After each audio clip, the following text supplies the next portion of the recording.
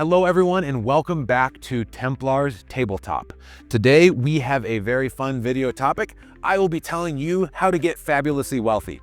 Or more accurately, I'll be talking about how much money have I made as an indie tabletop game designer. Short answer, not an incredible amount, but hopefully these numbers will be interesting to you if you enjoy the hobby, if you're a fellow game designer, or if you are just enjoying any of the content on this channel. Speaking of, if you like anything in this video, please don't forget to drop a subscription, like that video, and let me know in the comments the things that you enjoy or want to know more about. With that out of the way, let's get started on my year of game design.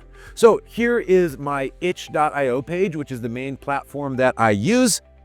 Itch is a way to distribute your games online. At some point, I would like to set up a TTRPG account because that's another great site. And I've also sold some Amazon books, but most of the sample size that you'll see in this video comes from my sale on itch.io. Additionally, I worked approximately 1.5 hours per week all throughout 2024 on this as a hobby. And so it certainly wasn't a full side gig, a full-time side job, if that makes sense. But it is something that I really enjoyed. As I said, short answer, it wasn't a huge financial success, at least in this year. But number one, starting a business can take time. And number two, I also just enjoyed the creative aspect of it. And so even if I didn't make a huge amount of money, there was still a lot that I got to do creatively and practice my skills and just engage with the tabletop community that I enjoyed. Enough blabbering. How much did I make? Let's look at some of the total amounts. First of all, on itch.io, over my entire career, mostly in 2024, I made $125.67. Additionally, I sold some product on Amazon as well. This book was published on Amazon. This is an author's copy, but you're able to get a better one on Amazon, shameless plug. And I was able to sell $42.69 worth of product on Amazon in 2024. So altogether, when we add up those total, that brings my grand total in 2024 of a year of part-time solo tabletop role-playing game development to approximately $168.36. So not necessarily stunning figures, but it was nice to get a coffee from time to time or to purchase some more gaming material. But let's take a look at some numbers specifically for my pride and joy, my passion project. So here is S3 Lite. There was 2 iterations of playtest and this main version, and so far I've only sold $19 total on Itch. Now, I do offer free copies of this game on Itch, and Itch is pretty known for having a lot of free versions of the game, and so I wonder if I posted it on DriveThruRPG or didn't give away free copies, if there would be more revenue.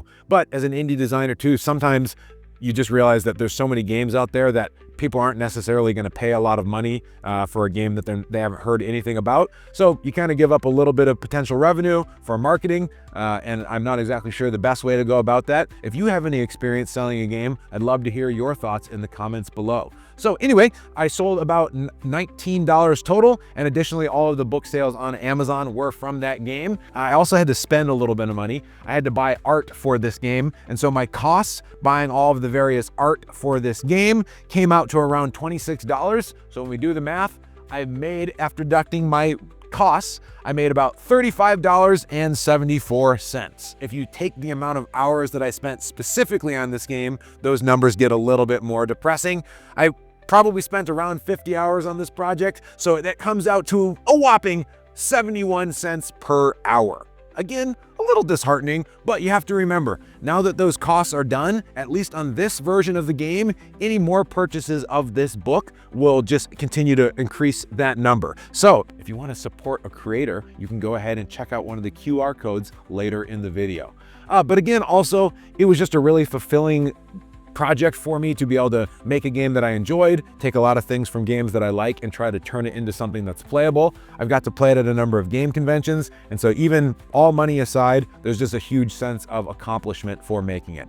And I recommend, if you are a creator, start small, start with a rough outline, get it on paper, and iterate from there. But again, that might be a series for later videos, and if you're interested in game design, please let me know in the comments, and I'd be happy to make more videos about that. So what are some of the things that have earned me the most money for the least amount of time? Well, firstly, I made a short supplement called a solo mystery generator.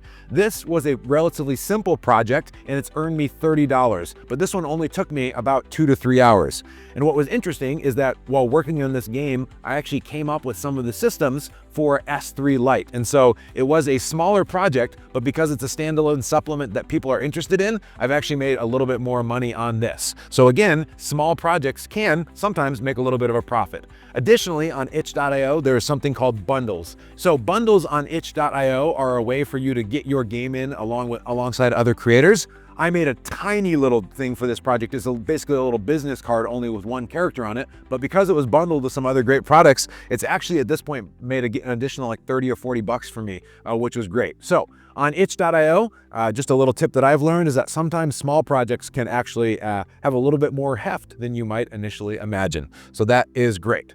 Now, why am I talking about this? What are my goals? Number one, as I said, one of my goals with this channel is to promote this game. I'll go ahead and throw up a QR code, but if you're interested in superhero games or want to support my work in any way, check out S3 Lite.